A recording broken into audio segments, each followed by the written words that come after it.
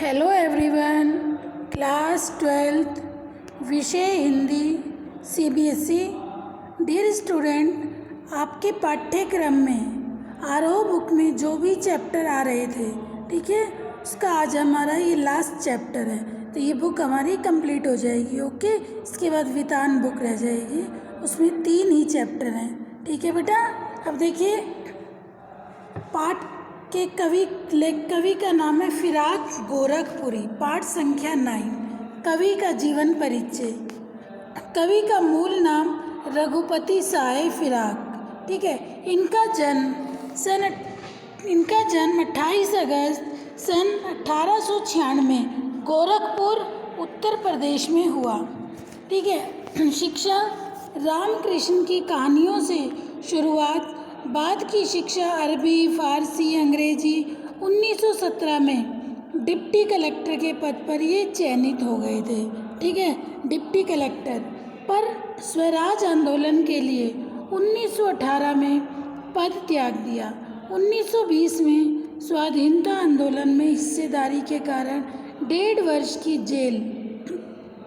इलाहाबाद विश्वविद्यालय के अंग्रेजी विभाग में अध्यापक रहे। देखिए, इनकी दोबारा शिक्षा के बारे में देखिए। रामकृष्ण की कहानियों से शुरुआत, बाद की शिक्षा अरबी, फारसी और अंग्रेजी में, ठीक है। 1917 में ये डिप्टी कलेक्टर के पद पर चुन लिए गए थे। स्वराज आंदोलन के लिए 1918 में इन्होंने डिप्टी कलेक्टर से त्यागपत्र दे दिया था।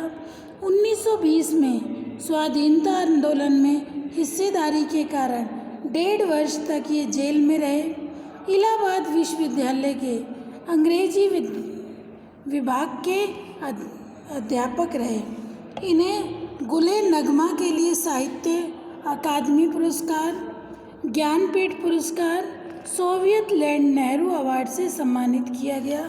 इनकी प्रमुख कृतियाँ गुले नगमा, बज़्म ज़िंदगी, रंगी शायरी, उर्दू गज़ल गोई। इनकी मृत्यु 1983 में हो गई थी। 1896 में इनका जन्म हुआ और 1983 में इनकी मृत्यु हो गई थी, ठीक है। अब देखिए, फिराक गोरखपुरी जो थे, अब तुमसे रुखसत होता हूँ, आओ संभालो साजे गज़ल। अब तुमसे रुखसत होता हूँ, आओ संभालो साजे गज़ल। नए तराने छेड़ो, मेरे नगमों को नींद आती है। उर्दू शायरी का बड़ा हिस्सा रोमानियत, रहस्य और शास्त्रीयता से बंधा रहा। इसमें लोक जीवन और प्रकृति के पक्ष बहुत कम उभर पाए हैं। नज़ीर अकबाबराबादी, इल्ताफ़ हुमैन जैसे जिन कुछ शायरों ने इस रिवायत को तोड़ा, उनमें एक प्रमुख नाम फिराक गोरखपुरी का भी है। फिराक ने परंपरागत भावबोध और शब्द भंडार का उपयोग करते हुए उसे नई भाषा, नए विषयों से जोड़ा। उनके यहाँ सामाजिक दुख दर्द व्यक्तिगत अनुभूति बनकर शायरी में ढला है। इंसान के हाथों इंसान पर जो गुजरती है, उसकी तल्ख सच्चाई और आने वाले कल के प्रति एक उम्मीद, दोनों को भारतीय संस्कृति की लोक भाषा के प्रतीकों से जोड़कर फिराक ने अपनी शायरी का अनूठा महल खड़ा किया। उर्दू शायरी अपने लाक्षणिक प्रयोगों और चुस्त मुहावरेदारी के लिए विख्यात है। शेर लिखे नहीं जाते, कहे जाते हैं, यानी एक तरह का संवाद प्रमुख होता है। मीर और गालिब की तरह फिराक ने भी कहने की इस शैली को साध कर आम आदमी या साधारण जन से अपनी बात की है। प्रकृति, मौसम, भौतिक जगत के सौंदर्य शायरी का विषय बनाते हुए दिव्यता भौतिकता से पृथक वस्तु नहीं है। जिसे हम भौतिक कहते हैं वही दिव्य है। फिराक की रुबाइयों में हिंदी का एक घरेलू रूप दिखता है। इसमें 2 पार्ट हैं, एक रुबाइयाँ और एक गज़ल। देखिए, फिराक की रुबाइयों में हिंदी का एक घरेलू रूप दिखता है। भाषा सहज और प्रसंग भी सूरदास के वात्सल्य वर्णन की सादगी की याद दिलाता है। ठीक है, सहज भाषा। मुझे चांद चाहिए मैया री, मैं चंद्र खिलौना ले हो। जैसे बिंब आज भी उन बच्चों के लिए एक मन लुभावन खिलौना है जो वातानुकूलित कमरों में बंद नहीं रहते, अतः छत पर चटाई बिछाकर सोते हैं। चंदा मामा के नदिया किनारे उतरने और कल्पित दूध भात खाने की कल्पना से निहाल है। मामा भी तो एक साक्षात खिलौना है, बच्चों का, खासकर उन बच्चों का जिनके जीवन में महंगे खिलौने भले ही ना हों, पर वो चंद आप रिश्तों का मर्म समझते हैं। एक कठिन दौर है ये। घर लौट बहुत रोए माँ बाप अकेले में, मिट्टी के खिलौने भी सस्ते न थे मेले में। लोका देना, घुटनियों से लेकर कपड़े पहनना, गेसुओं में कंघी करना, रूपवती मुखड़ा, नरम दमक, जिंदादायक बालक, रस की पुतली, ये कुछ विलक्षण प्रयोग हैं हिंदी, उर्दू और लोक भाषा के अनूठे गठबंधन के, जिसे गांधी और हिंदुस्तानी के रूप में पल्लवित करना चाहते थे। माँ हाथ में आईना लेकर बच्चे को बहला रही है। देख, आईने में चांद उतर आया है। ठीक है, माँ आईने में चांद को दिखाकर, ठीक है, चांद की परछाई भी चांद ही है। ठीक है, आईने में चांद उतर आया है, चांद की परछाई भी चांद ही है। कल्पना की आँख का भला क्या मुकाबला। रूपवती मुखड़े में नर्म दमक लाने के लिए छठे चमा से पर्व त्योहार पर ही सही कुछ नन्ही फरमाइशें भी पूरी कर दी जाती हैं। दिवाली में चीनी मिट्टी के खिलौने, राखी में बिजली की तरह चमक रहे लच्छे, रक्षाबंधन एक मीठा बंधन, रक्षाबंधन के कच्चे धागों पर बिजली के लच्छे हैं। सावन में रक्षाबंधन आता है। सावन का जो संबंध झीनी घटा से है और घटा का जो संबंध बिजली से, वही संबंध भाई का बहन से है। ठीक है, इस पाठ में लेखक ने, देखिए मैंने आपको कवि परिचय बताया। ठीक है, कवि ने जो अपना ये पाठ लिखा, इसमें 2 पार्ट हैं, एक तो ये रुबाइयाँ और एक गज़ल। ठीक है, अब देखिए कवि की रुबाइयाँ। आंगन में लिए चांद के टुकड़े को, आंगन में लिए चांद के टुकड़े को, हाथों में झुलाती है उसे गोद भरी, रह रह के हवा में जो लोका देती है, गूंज उठती है खिलखिलाते बच्चे की हंसी। देखिए प्रसंग में क्या लिखेंगे। प्रस्तुत पंक्तियाँ हमारी पाठ्य पुस्तक आरोह भाग 2 के काव्य खंड से संकलित हैं। ठीक है, फिराक गोरखपुरी द्वारा रचित रुबाइयाँ शीर्षक से ली गई हैं। इस रुबाइयों में फिराक ने वात्सल्य प्रेम की सुंदर झांकी प्रस्तुत की है। एक माँ बेटे के प्रति दुलार का यहाँ सजीव चित्रण हुआ है। ठीक है, प्रसंग क्या आएगा। इन रुबाइयों में फिराक गोरखपुरी ने वात्सल्य प्रेम की सुंदर झांकी प्रस्तुत की है। एक माँ बेटे के प्रेम, माँ के प्रति उसके बेटे के मन, एक माँ बेटे के प्रति दुलार का सजीव चित्रण किया है कि माँ का अपने बेटे के प्रति जो लाड प्यार हो रहा है, उसका वर्णन, उस वात्सल्य भावना का चित्रण इन पंक्तियों में किया है। माँ घर के आंगन में लिए चांद के टुकड़े को, चांद का टुकड़ा बेटा। ठीक है, माँ घर के आंगन में अपने चांद के टुकड़े को लेकर, ठीक है, आंगन में लिए चांद के टुकड़े, चांद का टुकड़ा बेटा। ठीक है, माँ आंगन में अपने चांद के टुकड़े को लेकर दुलार रही है, प्यार कर रही है, हाथों से झुलाती है उसे गोद भरी। वह अपने कलेजे के टुकड़ों को हाथों में लेकर हवा में उछाल उछाल कर गोद में लेकर तरह तरह से दुलार रही है। आंगन में लिए चांद के टुकड़े को खड़ी, हाथों में झुलाती, अपने हाथों में लेकर अपने कलेजे के टुकड़े को हवा में उछाल उछाल कर बार बार अपनी गोद में ले लेती है। गोद में लेकर तरह तरह से उसे प्यार करती, रह रह के हवा में जो लौका देती। ठीक है, गोद में लेकर तरह तरह से दुलार करती है। बीच बीच में बच्चे की किलकारी से पूरा घर आंगन गूंज उठता है, गूंज उठती है खिलखिलाते बच्चे की हंसी।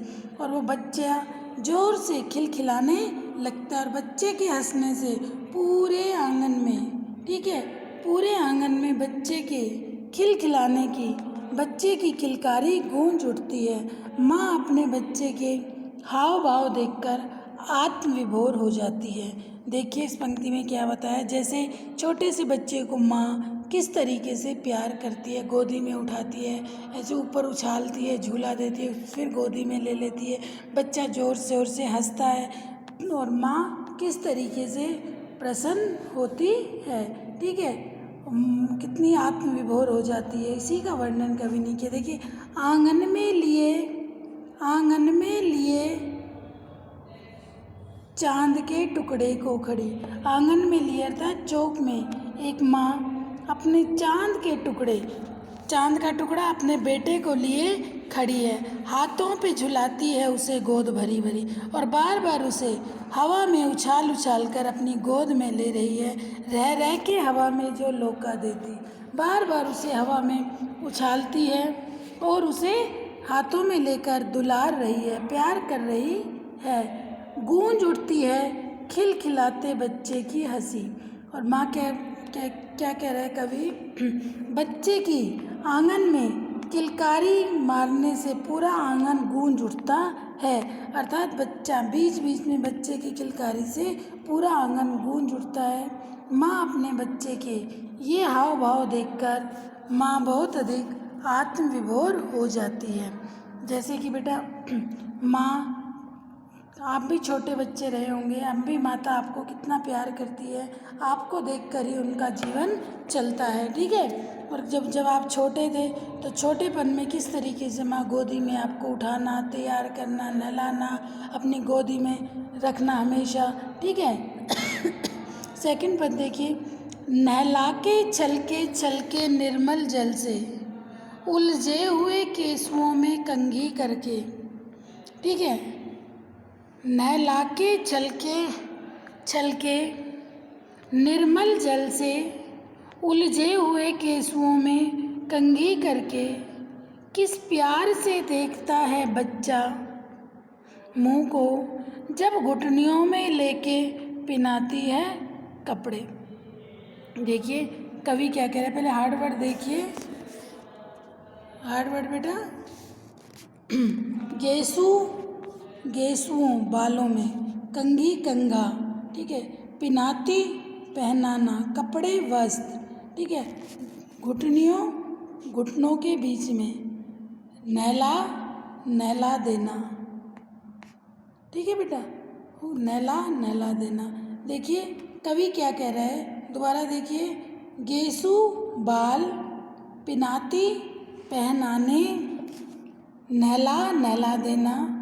कवि गोरखपुरी ने इस रुबाई में बाल सुलभ चेष्टाओं का हृदयग्राही चित्रण किया है, बाल सुलभ चेष्टाओं का वर्णन किया है। कवि क्या कह रहा है, नहला के छलके निर्मल जल से, कि माँ अपने लाडले को स्वच्छ जल से नहलाती है, निर्मल स्वच्छ जल से नहलाती है, उलझे हुए केसुओं में कंघी करके, और फिर उसके उलझे हुए बालों को कंघी करके सुलझाती है। कि माँ कैसे अपने छोटे बच्चे को निर्मल जल में स्नान कराती है, फिर स्नान कराने के बाद वो उसके उलझे हुए बालों में, उलझे हुए गेसुओं में कंघी करके, उलझे हुए बालों को कैसे कंघी करके उन बालों को सुलझाती है। माँ अपने बच्चे को निहार कर तृप्ति का अनुभव कर रही है। किस प्यार से देखता है बच्चा मुँह को, माँ अपने बच्चे को निहार निहार कर तृप्ति का अनुभव कर रही है। जब वह उसे घुटनियों में लेके पहनाती कपड़े, माँ जब जैसे छोटे बच्चों को ऐसे पैरों में लेके उसे कपड़े पहनाए जाते हैं ना कि कहीं वो इधर उधर गिर ना जाए, छोटा सा, तो जब माँ घुटनियों में लेके उसे कपड़े पहनाती है तो नन्हा बालक प्रेम भरी दृष्टि से माँ को निहारता है।